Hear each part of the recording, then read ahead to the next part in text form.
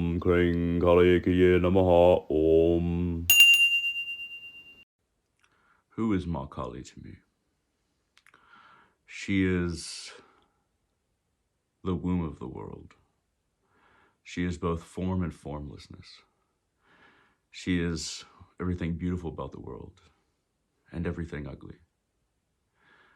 She is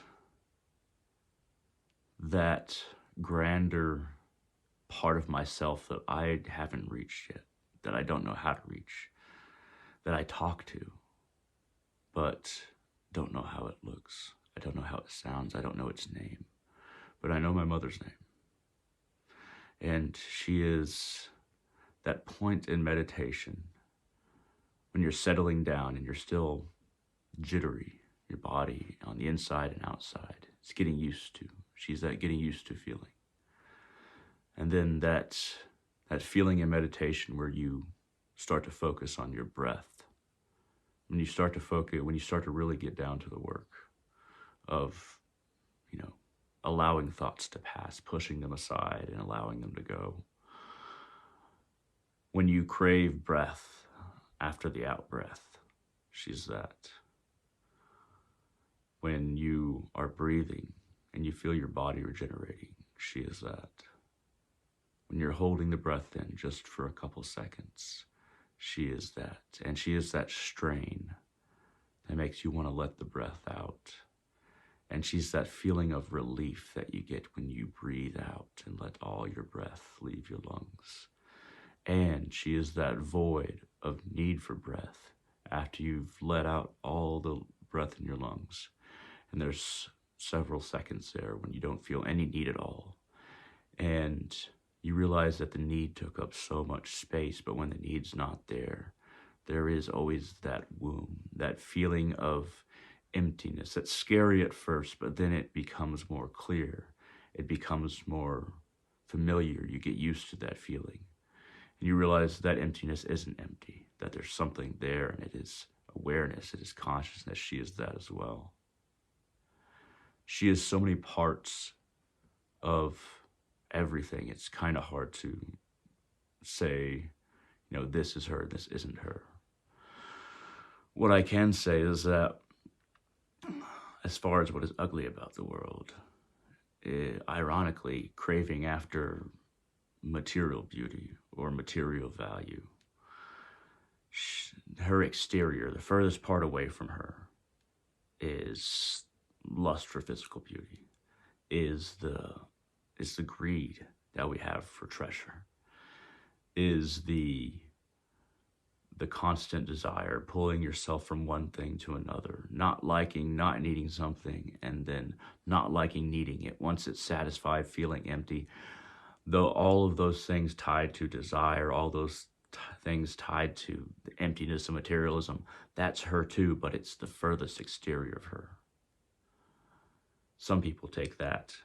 Some people might not call it Kali, but in the world, when people want that, that is the furthest exterior from her, the furthest reaches.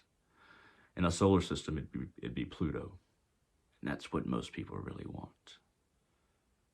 They want to be with somebody that's super attractive, that has a lot of money, and they crave for name and fame. Name and fame is a little bit closer to the sun, but not a whole lot closer. But even name and fame, craving for that, craving for popularity in one form or another, the craving to be recognized by society, that's also the furthest part of her, but it's still part of her.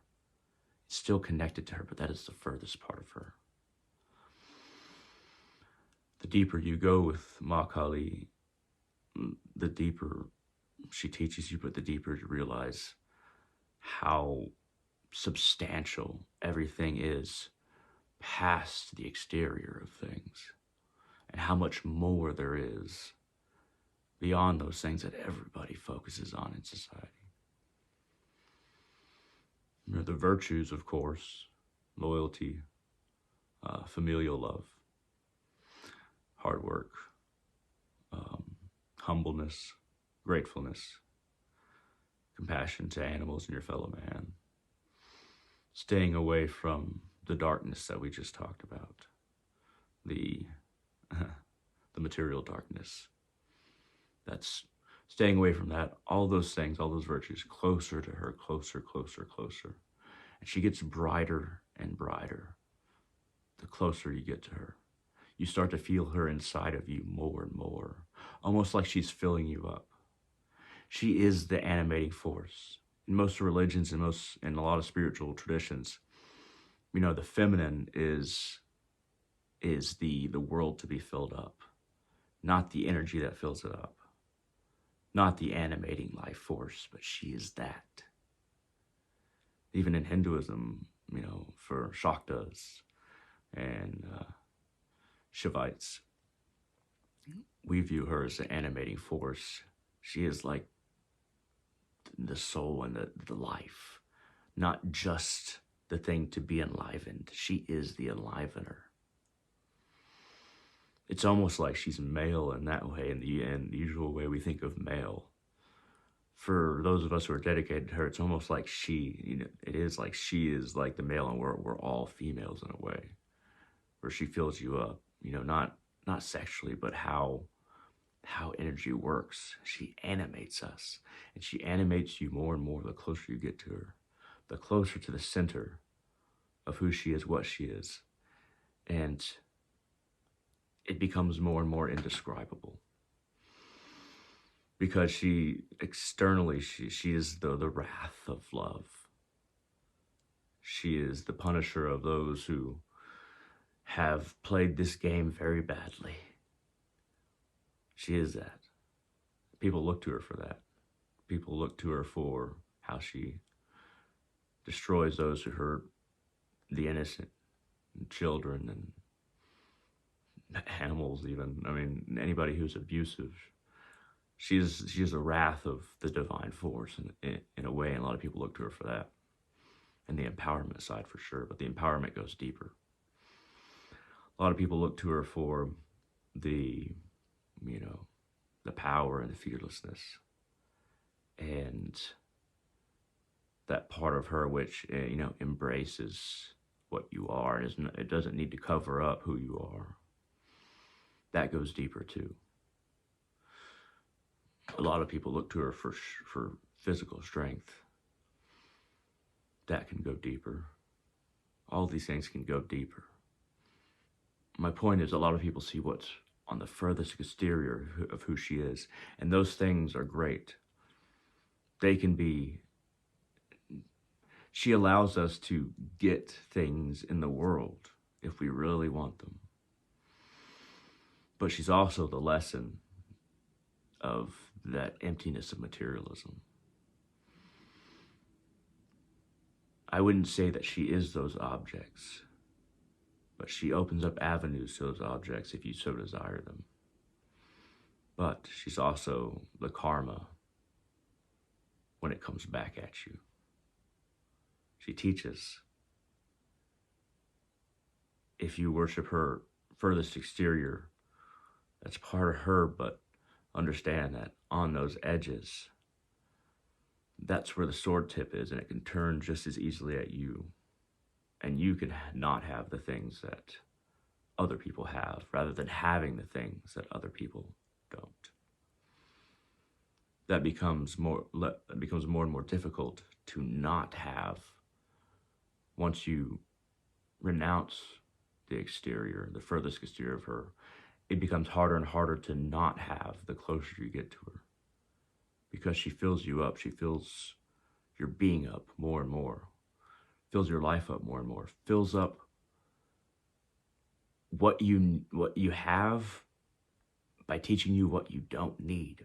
And when you realize what you do need, she gives you a bunch of that. The closer you get to her.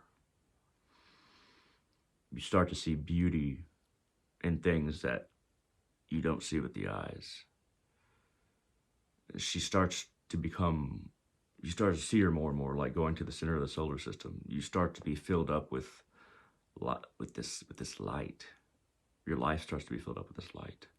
And there's so much strength, so much fearlessness, so much conquering of the limitations of the body and the flesh and the fear of death. She is known for relieving you of the fear of death. not just because she fills you up, but because you realize you can't be lost from her. She's always gonna be there for you when you stand back up. She might not help you stand back up, she might. But whenever you do get back up, she's gonna be there. I think that's enough of who Kali Ma is for me. Yeah, I'll probably do multiple of these because we've kind of done a lot of vague touching on things, but I'll do more of these. This will be part 1, but we'll get deeper and deeper, and we'll start going into specific details of her symbols and various stories, things like that. At any rate, thank you very much for watching. Like this video, helps out the channel. Feel free to share this wherever you want, and I'd love to hear from y'all. Always do. At any rate, thank you very much for watching. Jai Ma, and all of you, have a wonderful day.